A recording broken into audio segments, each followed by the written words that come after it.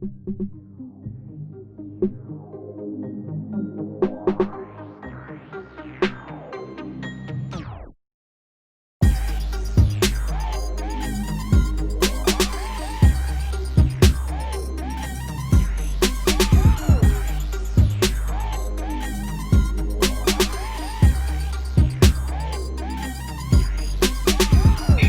are now tuned in to the Cosmic Convos podcast, your number one source for accurate, relevant, and thought-provoking astrological conversations in the podcast nation. The place where stars and minds align.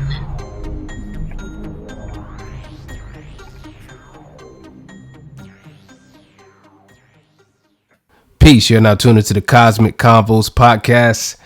I'm your humble host, Herut, and we got the man of the hour, Brother Ra. How you doing? I'm doing all right, my brother. How about yourself? Hey, man, no complaints here, man. Everything's good. Just learning and, trying to make the next day better than the last. Indeed. Every day, trying to increase that knowledge, increase that chi. That's what it is. Absolutely. But before we get too far, I want to remind you all that this episode is brought to you by Push It Forward Media Group and Caliprucia Astrology and our good people over on Patreon. Once again, thank you all of our patrons for showing love, for helping to, push this podcast forward. And, we're definitely looking to, definitely make some significant changes, in the way that, in our production and, what we're able to bring to people and stuff like that. And really, position this podcast to be, a major force in the world. You see, like, it's some little things I be seeing, man. I don't know if you be peeping this, Rob, but, there's certain little social media platforms when you go and you put your birth date in there, they automatically put your tropical signs in there and stuff like that. Like, we need to change that. We need we need to get the sidereal placements in there and stuff like that. Little things like that to kind of just put that in the in the global consciousness of the world, and whatnot. So we definitely appreciate that. And like I said, you can find Push It Forward Media Group on Instagram at Push It Forward, PUSHITFWD. You can find us on the web at the same spelling, pushitforward.com. Of course, follow Cosmic Convos on Instagram, COSMICCONVO at Instagram. Brother Ra, how can the people get in touch with you? You can hit me up on calipruciaastrology@gmail.com, or you can get at me on IG or Facebook at Shechem Ra. Either one of those, any one of those would definitely get at me. Absolutely. So yeah, the last episode, man, people like those type of episodes, man, when we just kind of come and kind of almost like tell the weather, and kind of do, a little predictions and stuff like that. They always do pretty well. So I got a lot of good feedback on that episode. And, like you pointed out last episode, we also celebrated our 1 year birthday and stuff like that. So, had the opportunity to have a little fun on Instagram, and, people, came in and, let us know what their, favorite episodes and stuff was, and it was a fun interaction indeed, and whatnot. Yeah, I enjoyed it. I really did. I got a lot of good feedback as well. A lot of people I heard enjoyed, just touching base. And saying, hey, what's going on, what's happening, what's the atmosphere, and what's to come. So more of those. There'll be more of those this year as we move towards the actual election. As I stated previously, Biden is ahead, right? And I'm pretty sure Biden will be here. In fact, it was funny. I don't know if you saw this, Satef, but they had a something on CNN, it was a clip, and they showed Donald Trump saying, "Well, you know, Biden will be your next president." And I guess his people just don't like, but he actually said Biden will be your next president. That's interesting. He and Yeah.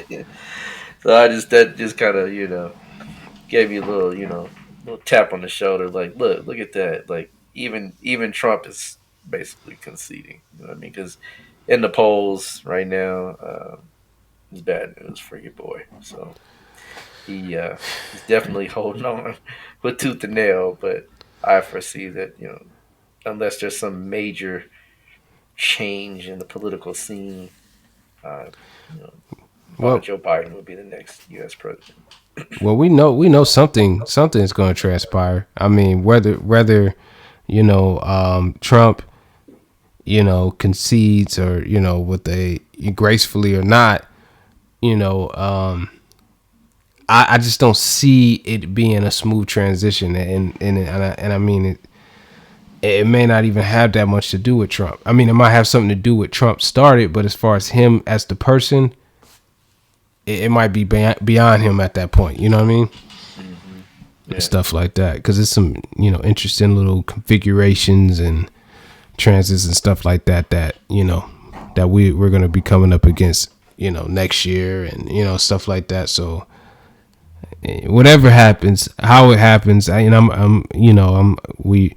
we looked at it, and I'm definitely more in agreement of what you're talking about as far as Joe Biden ultimately winning in the presidency, but I don't think it's going to be a smooth transition. Not even not close at all. No, it's not going to be easy. Just come on in. No, he's going. No, it's going to be it's going to be a circus. Definitely. Indeed. Definitely. Yeah, because he's probably going to be picking up right when the recession really hits. Like, we got a taste of it. I said before. I said it. And watch. I said 2020 is not the time it's going to hit. It's not. And you can see it. We're halfway in the year, folks. Yes, there are record numbers of unemployment. Record numbers. But the unemployment checks, the stimulus checks, a so-called proposed second stimulus check. I mean, I deal with people that deal in the financial sector. I have clients that are in the financial sector. And lo and behold, trust me, they're all cautiously optimistic is the word. It is the mantra in the financial sector. We are cautiously optimistic with the next quarter and the next rest of the fiscal year or rest of the year. So, I mean, folks, take into consideration that most of these people have astrologers that are. I mean, I have me, and I work with people in the financial sector. So people know, what I mean, people use astrologers to forecast what is going on. I mean, stocks are nothing but the residual effect of people's thought processes, fears, and hopes and dreams. That's all stocks are. Literally, the stock market fluctuates based on the patterns of human behavior. So, if that's the case, and human behavior is beset and influenced by the stars that be, then of course then the stocks are as well. So and everything else is as follows. But we're gonna, like I said, it's gonna be interesting to see the next 3 months what happens, because Oh they're yeah. going to try to prepare and talk about this so-called second spike instead of a second wave. But what will happen is it's gonna exponentially do this in September. Just pay attention. All these planets, when they come full motion and then Mars goes backwards, and it's almost like they do it simultaneously. They do really. They do it within almost the same 30 days. Yeah. So, you know what I mean? This is, like I said, next year will be the financial crisis that everyone is thinking that they're having right now. And, your COVID will be settled because it's fizzling. It's getting to a height, but by the end of this year, it will have been a 1 year process for COVID to have been involved in the world scene. And by that time, after a year, the sun has made its full circle, then we have a idea of what it is that we're dealing with. Even if it's not necessarily manageable, it's at least understandable. And that creates a different pattern of behavior from going forward. But at the same time, the fallout from what's going to happen throughout the rest of the year will be next year. And that's when you're going to see the financial stringency. You know, But yeah, I mean, I delve a lot into the Baz, the but Baz astrology, and I took the cycles over a period of time and just kind of looked at them from a global perspective, and I lined them up with a very, very, very, very talented economist from back in the day, Nikolai Kondratev. mm-hmm. And you line it up, the cycles with his graphs, with his long waves and short waves, it's like almost a perfect match. Wow. Wow. And stuff like that. As far as like the downturns and stuff, they just sync up almost perfectly. I mean, pretty much perfectly, or whatnot. So it's not, one thing I like to, astrology is almost like if you know what you're looking at, it's almost like a cheat code, because when you got all these researchers and these analysts and stuff like that, they go and they pull the data. All that's going to do is just bring the details of what you can see astrologically ahead of time. You understand what I'm saying? They don't contradict each other. They always complement each other if they, they're looking for the right thing. Well, let's look at it like this. You're absolutely right. Absolutely right. Everything on this planet is governed by a force, right, or a energy. And well, what are we trading? Right, the residuals of those forces and energy. So we talk about, let's say, for example, gold, right, is traded on the stock market. Silver, copper, commodities. I'm going to talk about commodities: pork bellies, orange juice, sugar, cotton. Right, these are commodities. Right, and so when you understand that these commodities are governed by a planetary force, it just Yeah. gets down real quick. So if I'm looking at gold, well, I look at the sun and I look at Jupiter in light of gold, right? To understand the gold highs and lows, right? And it matches, like you said, perfectly, never fails. The only thing is that the astrologer has to be keen enough to understand certain subtleties within the markets and within the varieties and variables of human nature, because again, we're talking human nature, right? The only thing that gold represents is the same thing that's in your innate chart, which is the sun. So if the sun has challenges and you're part of that particular system, then your relationship to that particular energy has to be understood as well. So personally, also investment from a personal standpoint, because not everybody is meant to invest. So when you really get into the science of astrology, when you start to using it to forecast and to really apply it on a long-term scale, then you do see, like you said, that there's always these ebbs and flows, these highs and lows, and it even going backwards, looking backwards, you just see it continuously. So if you're wise, right, you contact an astrologer before you buy a stock. Like there's a stock that I was going to invest in and keep a close eye on it, folks. There's a little tidbit, right? It's called Stitch Fix. You've seen it before, right? You've probably seen it on your Facebook phone, maybe even IG, right? They're primarily on Facebook though, but what they do is they provide these outfits, right? And they outfit you with different, occasions and stuff like that. And they have men, women, and children. But I got a tidbit on the stock, and then I'm checking the stock out, and then I'm looking at it from the last, because it's been around for about 8 years, I believe, 8 to 10 years. And so I've been looking at the stock, and it's just not solid, right? But it's trading, right? The trading rate of it has just been atrocious. It hasn't gone beyond $50 a share. I think it's bottomed out at maybe a 9. So that's a very volatile stock. right? Even with, I mean, considering that range is not that volatile, considering other ranges, but just as a starter company, it's just not a very solid investment. Well, pulling the chart, looking at the dynamics, right, and trying to get as much information as possible, try to isolate certain algorithms with this 10-year, within this 8 to 10 year cycle.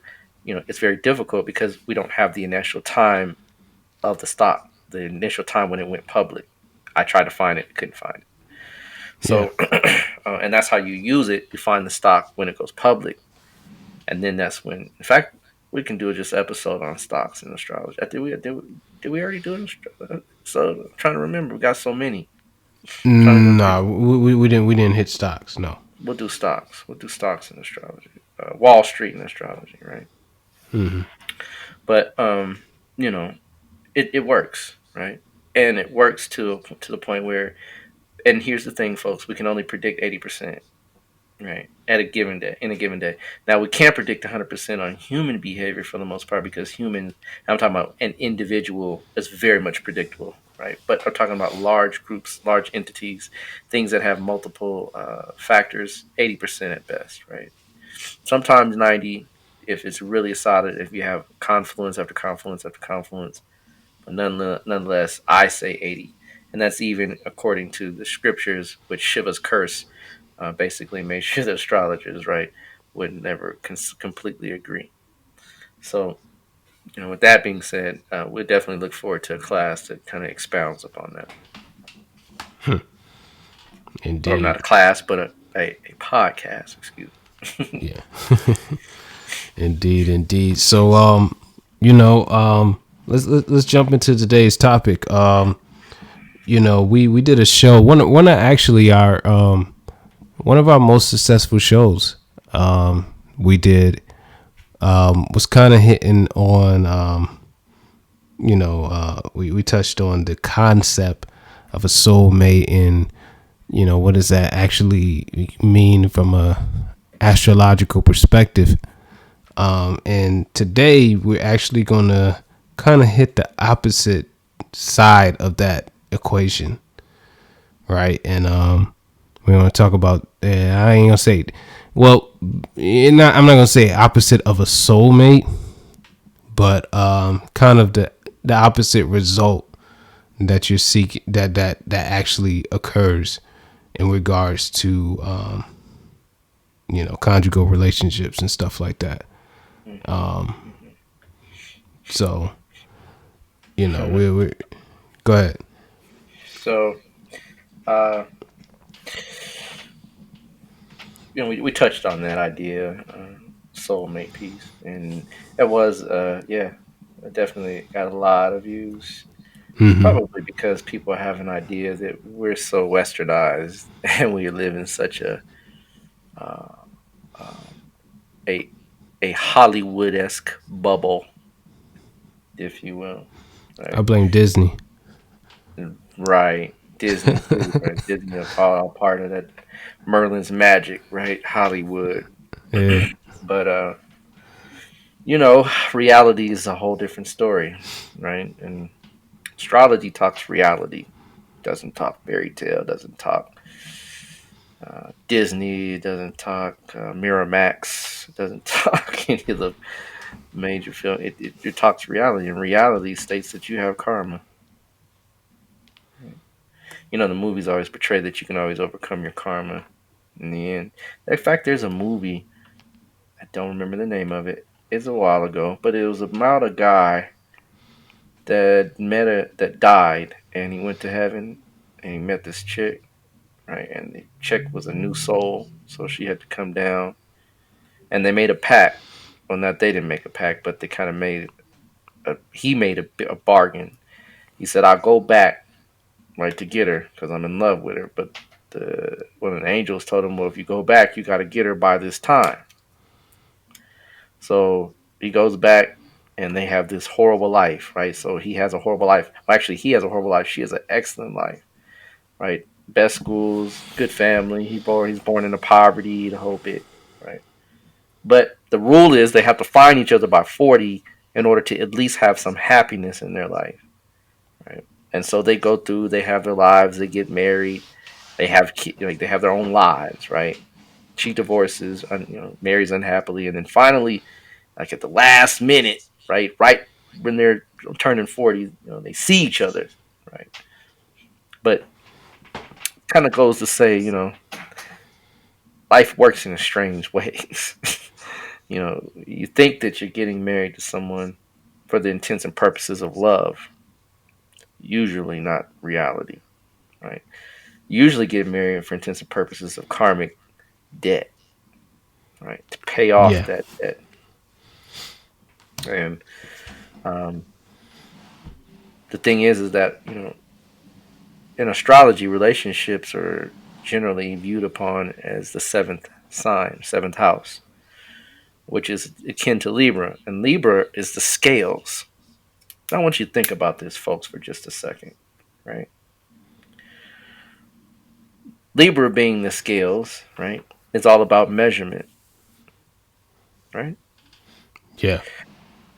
Well, we measure things in order to get the value therein or the weight, right? But we also measure to understand if you owe us something, right? Right? Hmm. When you go and I bought some asparagus today, right, for dinner, right, and I ran the thing and it asked me to weigh it, and I weighed it and said, okay, well you owe me this. Oh, okay, because it weighed this much. This is the value therein, right? And so relationships are just that way. When you meet someone and you go through the process of interacting, at some point, there's a conversation that ensues that says, hey, you know what? I did this for you. I did this for you. I did this for you. I did this for you. So you what? You owe me, Yeah. right? This is a pretty common theme in relationships. Very rarely are we entering relationships with this holistic, selfless love that, we're, myotic and completely giving and right. Yeah, that lasts for a little while, right? Right. Until you start weighing stuff. Yeah. It's the size is deep, right? It's dope, right? Because it talks to you. You start weighing stuff. Like, well, hey, you coming up kind of short over here. You owe. I mean, this is what we want to say. But we going on. We don't really say it that way because we're trying to get that still hetero thing going on. So we kind of want to be nice about it. But in essence, when it gets to the point you can't take it anymore, you tell them you owe.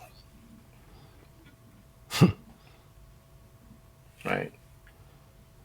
You need to pay up X, Y, and Z, or else. Then you begin to see, oh, wait a minute, I didn't marry for love. I mean, I do love the person, and of course, I care about them and the whole bit, and yeah, that part. But the other part is, you know, at some point, if you ever hear older couples talk, right?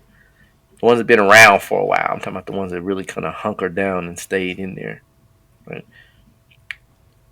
There's almost a kind of give and take, pay like as you go relationship process, right? Yeah. And it's automatic where you learn that okay, this part of this person is lacking therein, so that other part is kind of filling, and you notice they work together in a tandem. I'm talking about the older couples. I'm not talking about young couples that have been married for a while. I'm talking about the ones that have separate bedrooms, Yeah. right? You wonder why do they have separate bedrooms? Because, right, the spirit, right, understands certain contexts in certain relationships that look after a certain time the conjugal Venusian part wears out. The only thing that's left is the Saturn part, right? The Secker part, the part that makes you face responsibility, own up to your duties, go beyond the necessities of what you would normally do for others. Yeah. That's when I'm paying a debt. It feels paying. You're paying it, and not all relationships. I'm saying not all relationships are to the sense that it's a drudgery. Some people like it. Meaning, like I love getting up, going to work. I love paying bills for my wife. I love taking care of my responsibility, and that healthy part of that Saturn, which is strong in the chart. That's healthy. But I'm talking about when the karmic debt, when the scales are uneven, right? When the scales are tipped, and you know it, then you know, right, that that debt has to be paid. And guess what? You don't pay it usually in that relationship. You have to be broken down. You have to be right rearranged. You have to go through the process of dying to that person to be reborn to someone new, and then you realize the grass is not greener. Yeah. Then you realize, well, wait a minute, these problems are still with me. They ain't going nowhere. And this is what happens, folks. And then you know it is because the person says, well, this is not working. I'm going to go to another one. Right. And so they have a turnstile, right, in relationships. Well, guess what? That's in the chart, right? That's in the horoscope. All of that's there. And you didn't look and you married him or married her, and you didn't know they had a sixth house and sixth lord and seventh lord exchange, right? Which creates an automatic divorce machine. I know that seems kind of cold. Yeah. Everybody gonna be looking like, hold up, let me see. I got a Yeah. six.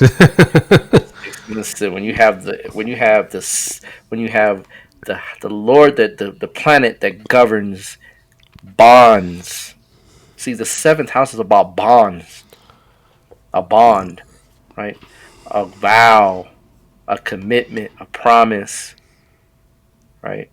And the thing that breaks it, right, is the very house or planet that rules the house before it, which is the sixth lord or the sixth house. So any interaction between those two, divorce will ensue. See, in these teachings, they say that the closer you are to being a divine being, the easier it is that you can marry anyone. Right? Yeah. Closer you are to being divine being, don't matter who you marry, because all the karma is worked out in you. So karmas don't have any room for that kind of. There's no room, right? When you're a divine being, when you're living at a level where spirituality takes precedence, right? And over everything, right? Because people say, well, you wear jewelry, yeah, but I don't wear jewelry like you. I don't wear jewelry for the purposes of looks. I wear it for the purposes of energetic outputs, right? People say, Yeah. oh, you wear colors, you wear. How come I see you in turquoise on Mondays? Well, maybe you should ask not only why, but what is the benefit? Yeah. Right? I don't eat the same foods that you eat, even though I eat. I don't eat for the same reasons you eat. I eat for other reasons, right? So when you become in that particular mindset, you become what's called the hanged man, right? In tarot, everything is reversed. Right? So in astrology and talking about right divorce, right, it's pretty common in the West. And so you see charts that facilitate that very easily in the West. It's very strange. Charts in the East don't facilitate it it's strange. I know it's weird at tough, but when I look at charts in the East, a lot of them don't have the potentiality of divorce that American charts do. So even Yeah. the country you're born into facilitates a lot of that karma. The nation Yes. that you're born into, because that nation has a vibration, it has a history, it has a whole slew of things that go with it, even astrologically speaking. So, by far, and think about it. And I know, folks, you're hearing people out here talk about Scorpio sin and in America. It's not. Sorry. I mean, we'll talk about that. Trust me, and expound on that in some way, some form, or fashion to elucidate this point. But you have four planets in the seventh house in the American chart, meaning that the nation that you're born into have propensity, right, on promises, right, deal making, right, um, trading, right. That's all seventh house in the realm of, right, mundane astrology, but it also applies in the sense of that area of life has four planets in it, and four planets. Guess what's going to happen? You're going to have the 12th lord, the 8th lord, right? All these different lords, and I say the 8th lord because 8th lord's not in that, but you have four planets in the seventh house. That gives the propensity for divorce, meaning the divorce rate of that country is going to be high. So you don't have to have necessarily planets in the sixth or eighth. You have just to have too many in that area in the fourth, in the seventh house. That will create a nation that has a high divorce rate because the sun is there, Jupiter's there, right? Mars is there, Mercury. and Mercury, right? All those planets are there. It's too much. Not Mercury, Mars. Sorry, Mars. Yeah, Mars. It's Venus. Mars, Venus. Venus, Jupiter, Yeah, Sun. that's what Venus. I know Venus is there, but Venus in the seventh house, right? It's not good. Too much of one thing. It's not good. So again, showing a nation that deals in divorce, right? And there's other things, but nonetheless, gets back to the astrology piece on the individual level. So when you look at certain things, first thing you want to look at, right, is planets in the seventh house. Just look in there, see what's there, right? Because those planets are really going to be the dictator of the relationship, the partner, the primary partner, the investment, the ability to keep a promise. You know, if Saturn's there, you know, doesn't necessarily mean you won't necessarily have a relationship. It just means that you're going to be pressed to keep a promise. You're going to be tested to keep a promise. You're going to be, and you will have the ability to endure. You're given as much given as much required. But at the same time, the person that you're married to, right, also feels the pressure Yeah. because they're the ones facilitating it. So they feel the pressure, and then you feel the pressure. And if Saturn's not placed very well in the seventh house, which it rarely is, right? And even if when it is, there has to be certain stipulations for it to be functional and well. I mean, I've seen some exalted planets in the seventh house, and even with exalted planets, the person divorces. Yeah. So the seventh house is just a house that if I were to say, I would probably not have any planets in it for a happy, strong, healthy, long term marriage. Because once you start having planets there, we're talking about Mercury. He likes variety. See, planets in the seventh house are going to do something there.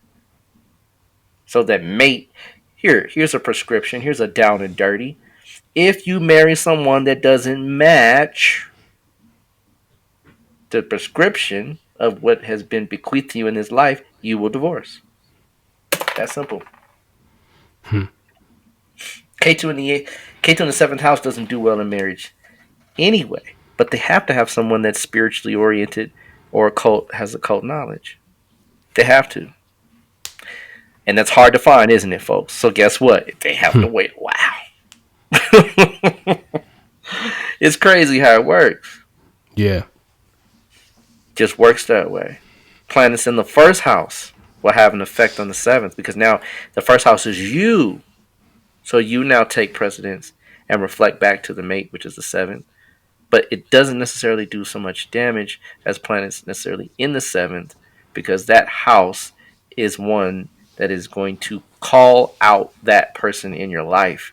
You are going to meet that person at some point in your life, face to face, right? Mirror, right? Mirroring you back. And you say, oh, they're so great and so wonderful. And then the Venus wears off, and now you're left with this karmic payment. And unless you're spiritually oriented, disciplined, has longevity, right? Have good kidney chi, good liver chi, which are the two fundamental bases to a healthy relationship. Because kidney chi allows you to finish things you start, and Yeah. liver chi allows you to control the flow of your emotions. So if those two aren't in check, we don't even. I mean, granted, right? Even if you got a great chart, you might be damaged enough from the previous lifestyle and living that you may not have enough kidney chi to even facilitate the destiny. Hmm. So there's just so many variables, and the society is getting weaker, right? Over time, the physiological bodies, the bodies of the body is getting weaker, right? So the kidney chi is getting weaker. Imagine the kidney chi of folks that lived in times when they were living right, because of course the life expectancy of individuals from a long time ago was very short compared to what it is now. But when you did live right, you lived super long, right? And imagine those people that lived right, that literally did everything. That, I mean, their chi is on fleek, right? The chi is Yeah, off the chart. it's like a like a major river system, Hmm. right? I mean, because you take, let's just use the United States for example, right? The Mississippi River starts, I believe, in Canada, Canada, right? and it spits out in Louisiana. Right. The Same Gulf. river system. Yeah. You know what I mean? So it's like that water. That's how it functions. It got a destination, and it's gonna get there, no matter what. I mean, if there's some rocks blocking it up, eventually it's gonna make its way through them rocks. It's gonna find a way, but it's gonna go. It's gonna get there, no matter It's how gonna long get it there. take. Yeah, It's gonna get there. Absolutely. Absolutely. And so life is the same way. You know, those currents take you into places you didn't know you were gonna meet that person at that time. You didn't know you were gonna go that whole route and marry them and meet their family, and their in laws don't like you because K2's in the eighth house. You didn't even know you had K2 in the eighth house. You sit down with Raw, I'm like, oh man, my wife's family can't stand me. Yeah, I my know. wife. Yeah, my wife's family can't stand me. Man. Yeah, K2's in the A. Yeah, they have no connection with you, brother. Matter of fact, they probably would be happy if you left. You right? How'd you know? Right? Because right, it doesn't mean the mate doesn't love you. It means you have issues with the family, right? But that's K2 in the eighth, right? And that can create problems. It also means that your wife ain't gonna give you no money, right? So you're not gonna share shared resources, right? So there's just little things you'll notice that will create little issues in relationships. But when you see the seventh house slash the planet that rules the seventh house interact with the sixth lord, the eighth lord, or the 12th lord, you can guarantee that divorce will ensue. Yeah, It's going to be a struggle. They might have a long term relationship, but at some point, they will release each other through that, as far as that karmic debt. And you do pay it off at times. How do you know? When you walk away from the relationship in complete peace. There's no angst, there's no animosity, there's nothing that you owe me. I don't need anything from you. You've paid your debt. I'm at peace, right? That's rare, but it happens. And that's when you walk away with no strings, as they say, attached. Your Ranubanda has been cut or severed. Ranubanda is the karmic bond, right? That happens very rarely because most of us end up exiting with some emotional tie, right? Emotional baggage, emotional frustration, angst, or residual. yeah, That is when you know you're not finished. It's hard to. So, well, what about when they're abusive? If you have to protect your physical life, by all means, you should protect yourself. You have to protect your emotional well being. But a lot of us just don't have the ability to understand that. We don't have the emotional barometer to understand how relationships work. And so we think when things get tough, that's the time to exit. Well, here, every 7 years, you get a test in your marriage. Every seven yeah, years, Saturn squares itself. So every 7 years, you get a test in marriage. They call it the 7 year itch. Now, if you marry well, Usually it's not an itch, it's just like a nut. It's like a little, but if you don't, the itch becomes a scratch. Scratch becomes a burn. And burn becomes a scorching. And scorching becomes an overwhelming passion to get out of this, right? So, Yeah. you know, when we're doing this, now there's other things you both may. Now, here's the thing: you both may have very, very healthy, viable charts. You just married wrong.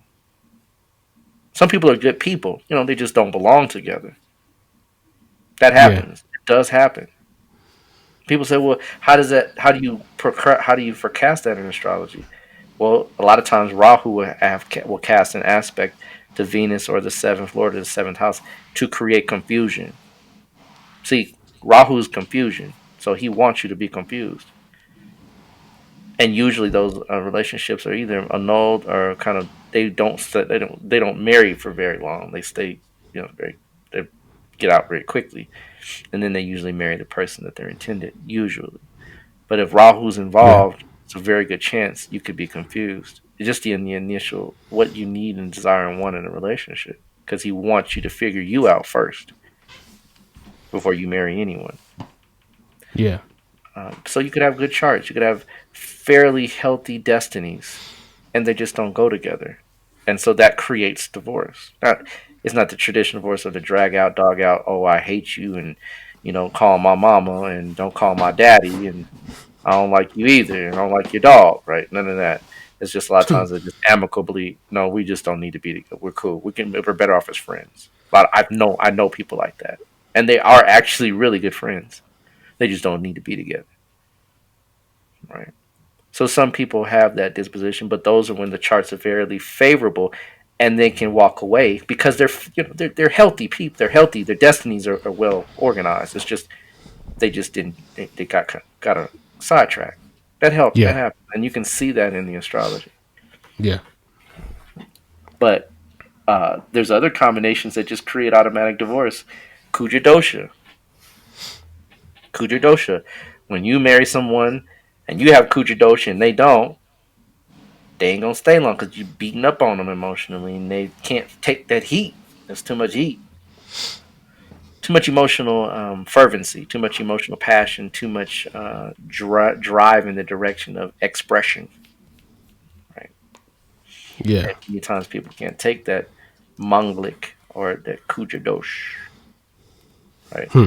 So you have to marry someone with that same manglik position, and when you do, then it offsets, and the heat and the passion kind of it's like two big warriors being in the same room. Like maybe I don't want to test him, maybe I don't want to test him either. Right? So there's a stalemate and there's an understanding.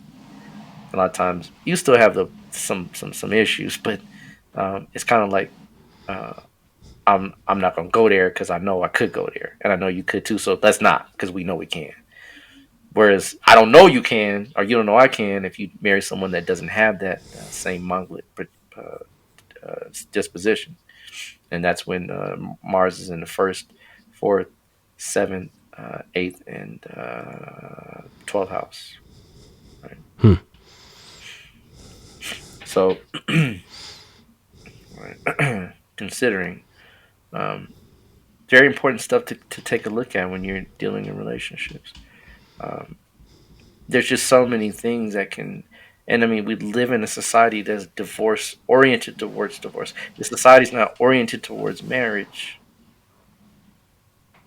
Everything that you see on TV is about the single life. The ideal is the single life. The ideal is the bachelor, right? That's the ideal for America's, right. You don't see the family man as the ideal, Yeah. right? Yeah. So if the family man was the ideal, right, the role model for the man of America, then you'd have less of a divorce rate, and then the energies would shift. And here's the thing: if for that to happen, it had to be a whole shift in society, right? And then Yeah. you'd have to reorient the country. Probably have a whole new rulership. So then you have a new chart because of a whole new country. Probably wouldn't even be the same. I'm saying like these are paradigm shifts, is what I'm saying. Paradigm shifts are big. We're having a paradigm shift slightly now. slightly, Yeah. slightly, right? But not major enough to really change and shift the world. It's just a tap on the shoulder. This is not a paradigm shift yet, y'all. We're not there yet, right? Paradigm shifts is when literally the whole world, and yeah, because of a pandemic, that's one thing. We're dealing with a pandemic, but I'm talking about the thought process of the world changing. Like the world is flat, right? To the world is no longer flat, and sad enough, some folks still think the world is flat, but Literally. right, literally, right. So paradigm shifts are major things, but paradigm shifts facilitate whole new countries and new things like that. But nonetheless, back to the divorce rate and the divorce in astrology and seeing it, a lot of times planets in the 12th house will also facilitate divorce. Why? Because the 12th house is the house of bed pleasures, the house of clandestine relationships, the house of hidden things, right? It's your closet, right? Yeah. And so things that happen in the 12th house, right, go bump in the night. They're not designed for you to be seen. They're hidden. They're hidden, right? Well, if you count 12, or to count from the 12th to the 7th, right, that's 8 houses away. And from the 7th to the 12th is 6 houses.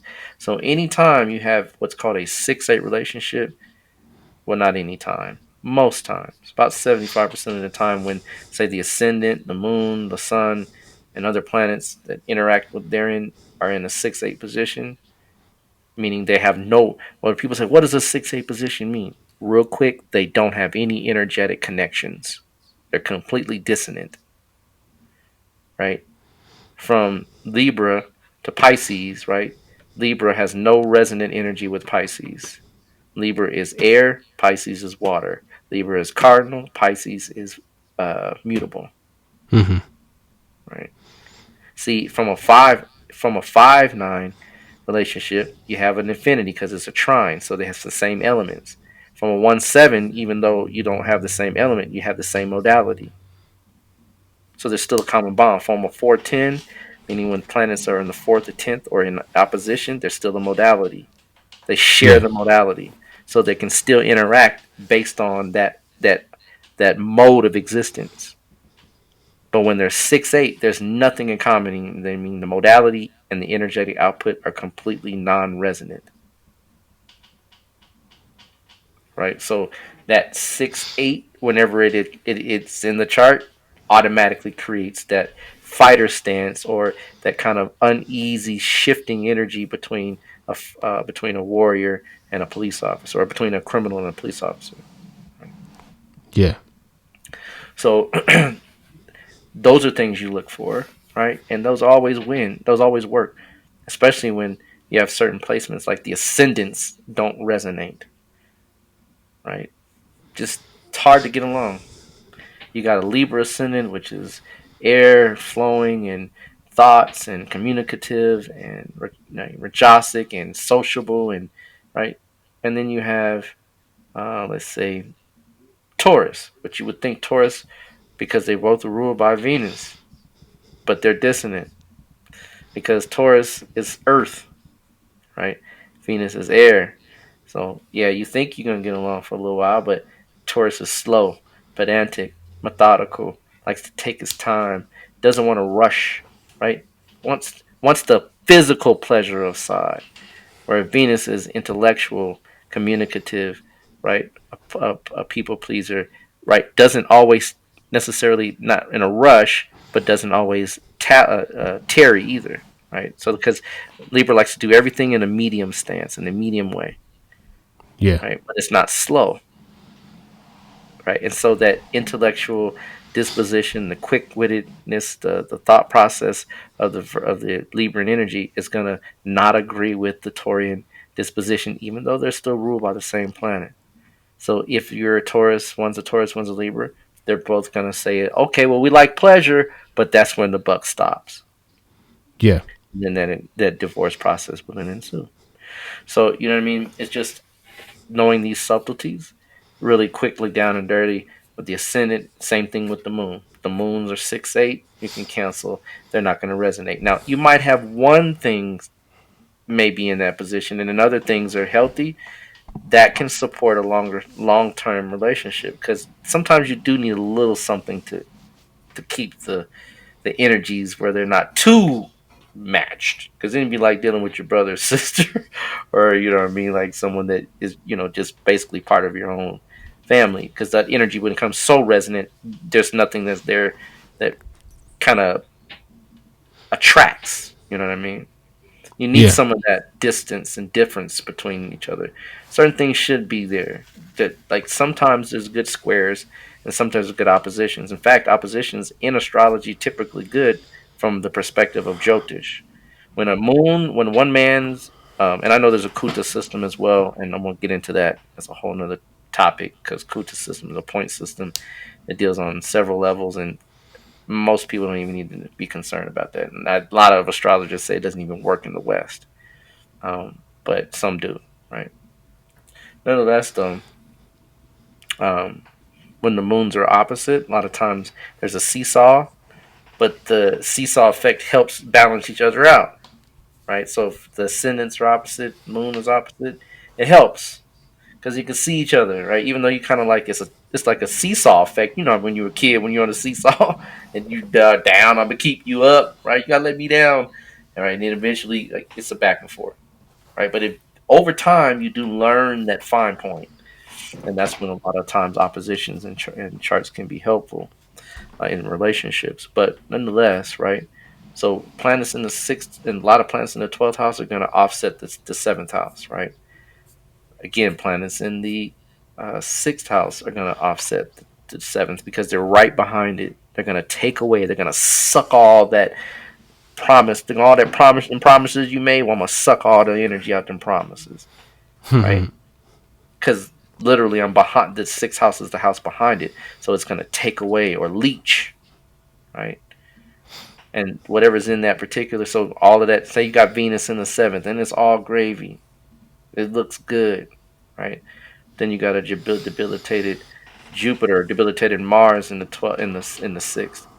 So now you have a temper, you can't control yourself, right? You have all these issues that pull from the marriage. You're in debt. The parent you marry the person and you're in debt. So the parent when you marry, the debt becomes that person's debt. Yeah. I'm just showing you, like literally, this is the way the world works and the way astrology works. When you marry a person, you take their debt. Yeah.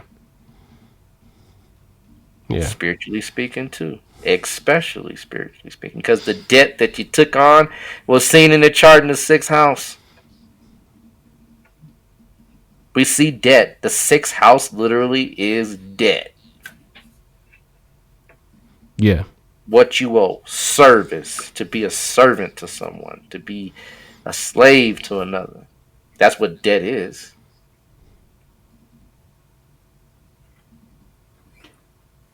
So when you Yeah. understand that, and kind of strange, sometimes we're a slave to the person that we thought we were married to, not the person we married to, the person we thought we were married to. So I thought I was marrying. Well, I thought, you know what I mean? Yeah, yeah. You thought wrong, right? Right, but you take on those attributes and you start sounding and looking like the person. He tells you a lot, right? Because your karmas are constantly interlacing. So from that perspective, when you marry, if the person doesn't have good debt management, you got a divorce. Yeah. Right? Karmic debt is worse than financial physical debt. You Mm-hmm. pay that off. Karmic debt, hard to pay off. Yeah. Yeah. And you see people with you see people come with, here's the thing, right? They say money, right, is transmitted from generational. It's generational wealth, right? They have generational curses too, right? Mm-hmm. And you walk into a family's house, just the person you're dating, and you see curse after curse and no red flags.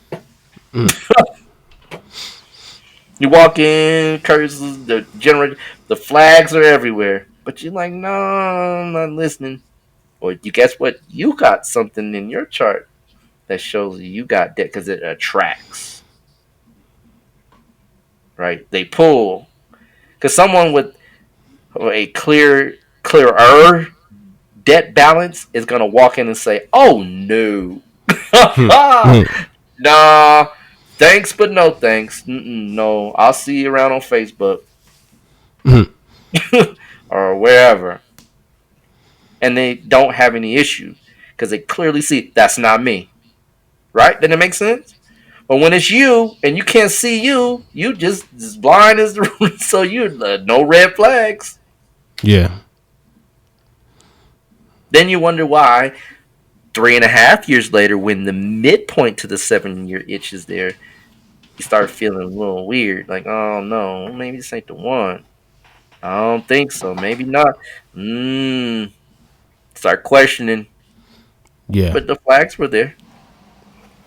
You were part of the flagging system, so you didn't see the flags. They were your flags. They were your debt. They were your stuff. So when you come in and then all of a sudden now we have an issue, no, this was there. But now we get to work on it. That's the beautiful part. We can work on it. We can engage it. We can fight through this. We can manage because that's what relationships are all about. But no one Yeah. wants to do that in America, so they throw the flag in, right? And then the next one comes, and then the next one comes, and then you're by long looking at all these different things that you haven't accomplished because you've wasted so much energy and time on paying off some debt that you should have paid off before you even got to the next one. Yeah. And there's just so many different placements, folks, that can cause it. Rahu in the seventh, Saturn in the seventh, uh, Rahu, Saturn, Mars, K2, Sun, Venus. I mean, these are 5 planets I've made so far, all divorce factors. Yeah. Right? Jupiter in the seventh does very well. That's the one planet you can count on will do well. Sometimes even if it's debilitated, it can do well in the seventh. It really does no harm. The one planet, every other planet, for the most part, from what I've experienced, creates harm. Moon in the seventh means that person's mind is constantly on relationships, constantly thinking about their partner. Now it's good for business. They can actually do business, but it's sentimental, right? It's business based on things that uh, deal with lunar type things, mothering, daycare, liquids, nursing. I mean, it's just different things you can deal with as far as that moon in the seventh, as far as business is concerned. But when it comes to partnership, a lot of times a person will be overly thinking or overly concerned. Their whole mind is just nothing but on the mate, and then when they don't have a mate, they're just mindless because they have a mate, right? So it's very hard a lot of times for folks to deal in that. And then when that person has a mate, that person becomes the whole world, and then they get let down because the moon goes in cycles. See, Yeah. that's how you read. So it's not just, oh, the planet is here. There's something that it does. You want to know what it does. Sun in the seventh, horrible. So you don't want to really have any planets there. You see what I'm saying? Like you don't want to Yeah. have any planets there if you could help it, Yeah. right? And if you do, right, then you want to take the precautionary steps to understand what those implications are and what to do and who to look for in order to accomplish and pay off that karmic debt. You know, one last Indeed. thing I want to say is the eighth house, right? I did mention has some stipulations with. In fact, it's one of the.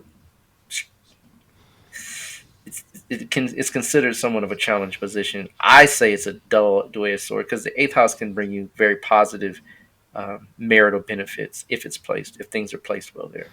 Yeah. It can because it can make your mate very rich if the eighth house is placed very well.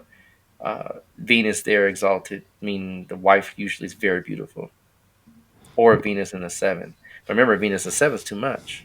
So you'd rather have Mhm. Venus in the eighth, right? It's just strange, right? Now, Venus in the eighth damage can create a whole. The eighth house is just one of those strange things, right? It's like a dual edged sword, it's a razor thin line, right? Yeah. Anything there can do well, like Saturn in the eighth, right? Would definitely not do well in marriage in regards to the marital assistance, but would do well with regards to longevity for the person, Yeah. right? So God kind of gives you the supreme being in its wisdom, says, well, I'll do this, but I give you that, right? Right. You can handle this, but I'm gonna give you this too, right? Yeah. That's how you're built. You're built according to your destiny. God, what they say, the supreme being don't is only puts as much on you as you can handle. That is pretty much true. Because if Yeah. you were to take my stuff and I said, well, here, just do these, teach these classes, do these readings, do this consult, create this, do this, most folks would be like, "Raw, I'm about to go nuts." Right? Mm. Whereas if I took over an engineering position, right, in a city, and I'm like, whoa, I don't know none of this, right? So you're built for what you're intended to do. When you start trying to do something too far outside that and not orienting yourself towards a spiritual disposition in it, then you can hurt yourself, right? Because you can Yeah. do all things, but remember, God does things in time just like man does. Mhm. So, right, you can't master all things in one life. That's why right? There's a destiny because you have a limited time to do it, Yeah. right? Um, so those are just a few things to notice. Um, and all those positions that I mentioned can there have benefits with the Excuse me. challenges. Nothing comes just as a isolated type of one dimensional thing in life. It's very multifaceted. So the very thing that can hurt you can help you in other areas. Because if you're, let's say, Mars in the seventh, and you're a hell of a negotiator, you are cutthroat to the point, hardcore business, straight up in the business boardroom. Do not play, shrewd, right? But Yeah. can't got to turn that off. Click when you leave. Doesn't turn off that easy. So then it comes home, Yeah. and then you're doing business in the bedroom. Hmm. You're doing business in the living room and in the kitchen. So you see what I mean? Yeah. That's how life works, right? Sun in the seventh. Mate is a boss. Straight up. I know several people. One of them is his wife was controls one of the largest banks in California, Hmm. worth $5 million. He ain't worth 5 million. She is. Yeah. Sun in seventh. Now their marriage is horrible. Hmm. I mean, they're at the level of divorce right now. They're going through divorce proceedings. Lasted for a long time though. He's got Venus in the eighth, exalted, Hmm. right? So she definitely uh, contributed to the wealth factor in his regard. You see how it works? Just Yeah. that automatic. Yeah. But he's a hell of a businessman himself too, right? So you know what I mean. These are the things that you begin to understand. They have no children, right? None, and didn't Hmm. want any. So everything is it's based on what you need to develop and grow. Sometimes we think we get the person because why do I get this one? It's what you need to grow. It's the soil that makes you sprout your divinity. Yeah. Yeah. Saturn is exalted in Libra, folks. So it says, "Hey, I do well here over time. I'm not a sprinter, right? You have to. Um, I don't follow Saguru, y'all, but some of the things he says is correct, right? not everything. A lot of stuff he says is garbage, especially about astrology, right? Sadhguru has a lot of. Uh, he's not a guru to me, but some of the things he says is correct. But one thing he does say, and I agree with this, is that if you're gonna get married, you have to at least give it 20 years. Don't get married and think you're gonna do nothing in 3 or 4 years. Hmm. It just doesn't happen. You're not gonna see everything. You're not gonna learn anything. You're not even learn yourself in 3 to 4 years. So just take your time and marry properly, or at least marry as best as you can. Right, but the thing is, we have oracles, we have divination, you have astrology. So nowadays, there's really no reason why you have to marry in a handicapped position to understand not only the debt that you bring to that person, but also the debt that person brings to you. So looking at that from an astrological perspective, from a karmic perspective, allows you to really face it. Okay, yeah, you know what? I see you got Venus in the sixth house. You got some ill. You got some addictions. Straight up. Mm-hmm. Yeah, you got some addictions. Yeah. So you know that now. Now, when you marry, there's no secrets. So you can't hide nothing from the astrologer because he'll see it if he's keen enough. Yeah. And he'll say, no, this right here is going to create a problem. Mm-hmm. Right. And so, but the problem is manageable. Very manageable most times. You can overcome those issues for the most part. Unless there's some serious, when I say serious, I'm talking about physical damage. I mean, like there's some abuse. And there will be seen as well. Mars in the seventh house, I've seen it exalted. And the person's, her husband was abusive to her. He was a Mm. surgeon too, though. Yeah. You see what I'm saying? Like, you get that. Yeah. He's a Yeah. surgeon, top of the line, but was beaten, on her. So, um, you know, there's a lot that goes on into this, and you can have the seventh lord in the second house. That creates a problem. It creates a financial issue. You usually are living from pillar to post. Mm-hmm. Why? Because if you count from the seventh to the second, it's 8 away. And usually, if you want to know, folks, who the next person is they're gonna marry, look to the second house. Why? Because the eighth house is the house that destroys or changes, and the second is eighth to the seventh. Mm-hmm. So that's who the next person is gonna marry, the second house. Then count 8 away from that. That'll be the third. So 8 away from that is the ninth. Yeah. Right?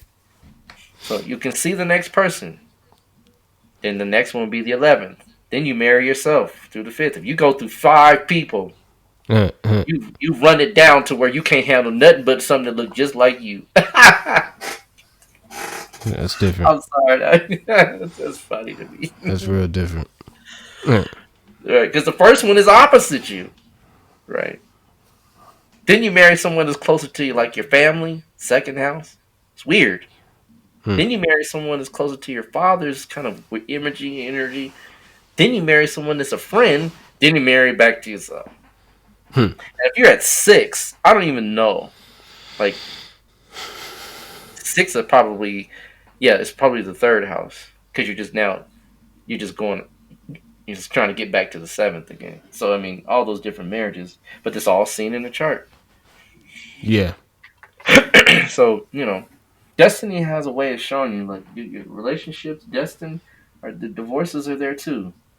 The good marriages, which are rare, but the divorces are there, especially in a country that lives according to a model, right? You can, I don't chase them, I replace them, right?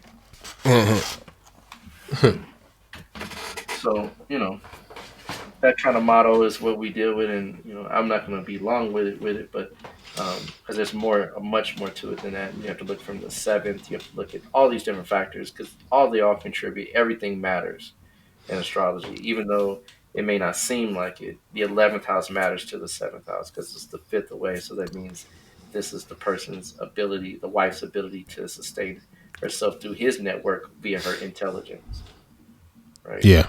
Can she support him, in other words, in his endeavors? That's the fifth, the 11th, 7th, and 11th interaction. Mm-hmm. So they all matter, right? but there's some hard nosed rules you can always look at. Lots of planets in the seventh house, automatic divorce, or high propensity for divorce. Just like I said, Moon in the seventh, planets in the sixth, right, which will offset the seventh. Planets in the sixth, when planets in the 12th, which will offset the seventh. The planet in the sixth, which offsets the seventh. So all those different factors, looking at those just quickly, just look and say, "Yep, I see one," and then ask yourself, "What's the nature of the planet?" Which would detract from the union that you're looking at, right? That's it becomes that easy, and then you begin to gradiate and go from there and fine tune. But for the most part, folks, I mean, not only is marriage written, but divorce is written, and the person you're gonna marry next is even written. So, Yeah. by and large, right, these things can be seen via astrology very easily, very easily. Indeed, indeed, indeed. So with that being said, I want to remind you all that this episode is brought to you by Push It Forward Media Group and Caliprucia Astrology, and our good patrons over on Patreon. Once again, thank you all again for showing us love and helping to support this podcast. I did want to do something. I didn't do it at the top this time, but we did have a couple questions. We if we can go through them real quick, if you don't mind or whatnot. You want to go through them real quick? Yeah. All right, so these should be pretty easy. Just as far as the first question was, what's the most common ascendant and rarest ascendant that just from all the collection of charts that we've accumulated? What have you seen? Have you seen that?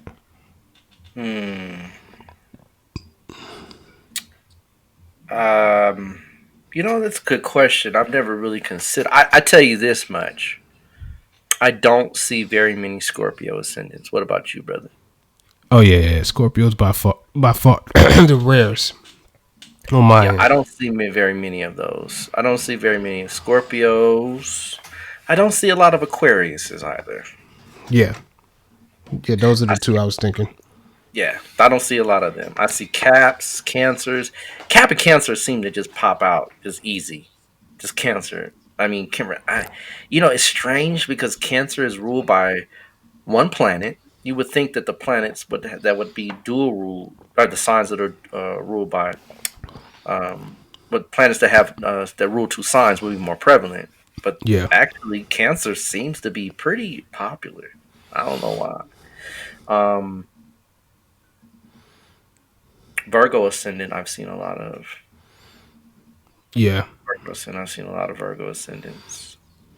Gemini ascendants, I've seen a lot of Gemini ascendants. But I can honestly tell you the one I have not seen them very often is Scorpio.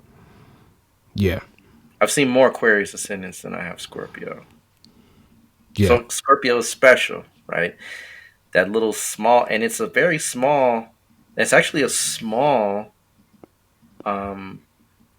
constellation. Mm-hmm. Right? In comparison, I mean, Pisces is massive, right? Aries is extremely small. I mean, Aries is probably the smallest. I don't see a lot of Pisces either.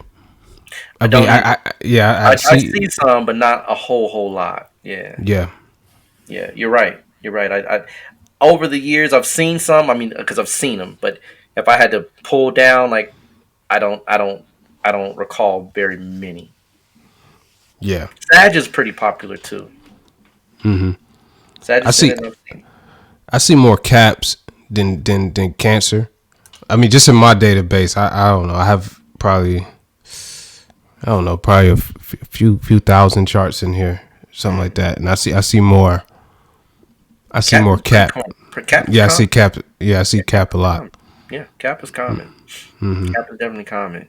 Sag is common. Like I said, Virgo. I don't see very many Libras. Libras are kind of like half and half. Yeah. You know what I mean? Yep.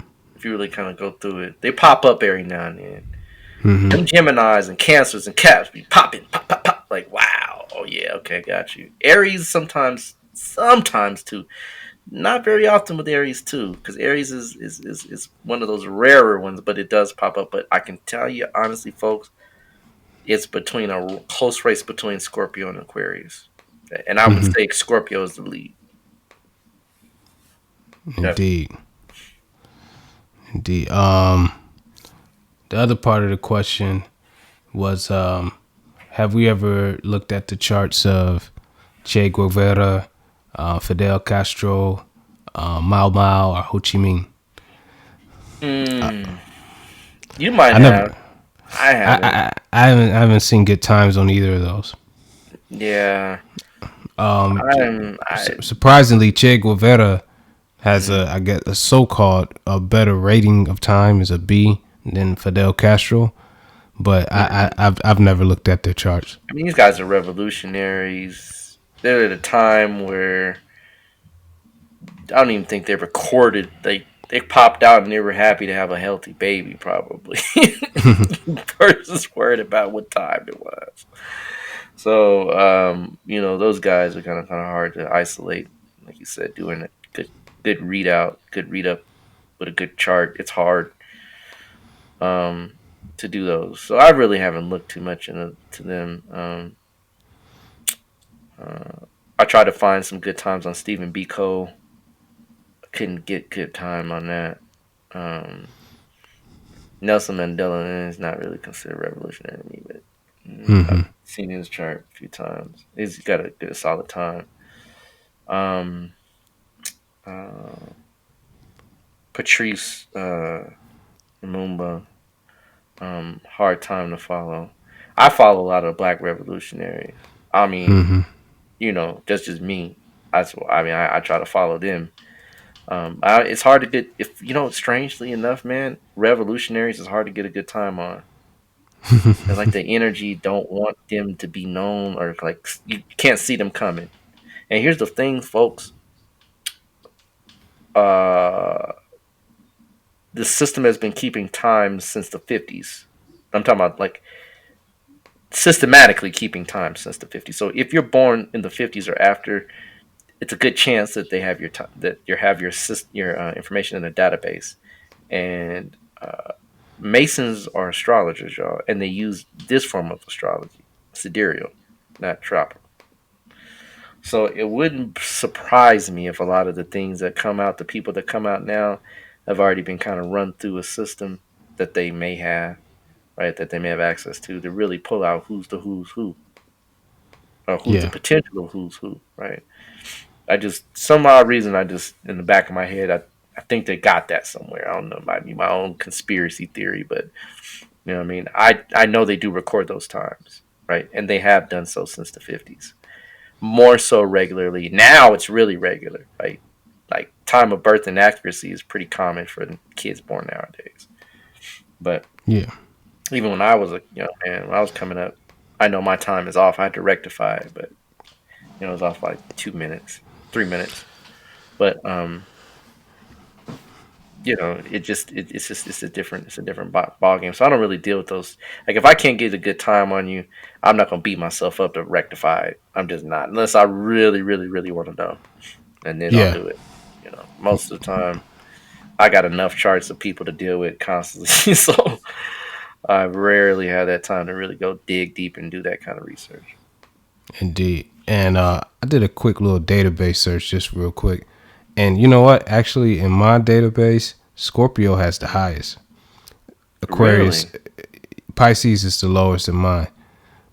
Some of these are, I'd say about 5 of them are like sketchy times, but the rest are, I guess pretty reliable times. But Scorpio is the highest in my whole database, and Pisces is the lowest.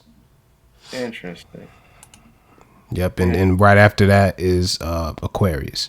Aquarius and Pisces are the lowest in mine. Interesting. That is interesting. But I think really, you can have this. 50, 100,000, charts, to really get a good gauge on it or something somewhere upward, than, the database that I have, but just on mine, that's what it looks like. Interesting. But Cancer and Capricorn, Cancer and Leo comes right after Scorpio as far as most common as far as in all the charts. My database, I got Scorpio is the least. So you probably got a bigger database than I got though. Bigger sample size. Scorpio is the least. Wow, Libra, believe it or not. Wow, Libra has the most in mine. And then Gemini, like I said, yep, Gemini is second. Yeah, it just depends on the database because Scorpio is like nil. Yeah, and it's hardly. Yeah. Just depends on the database. Indeed, yeah, because I got Bob. Let's see who's some notable Scorpios.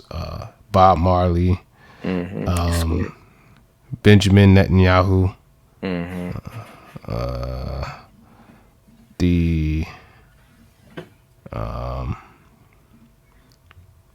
let's see, Janae Aiko. No ladies like her. Do I got a good time on? Because I got Kim Kardashian here as a Scorpio. I think she got a good time. Princess Diana. Princess Di. Yep, she's Scorpio. Have you ever noticed they're real small? I could see that. Yeah. Small. I've never seen a big Scorpio. Well, I know some guys that are big.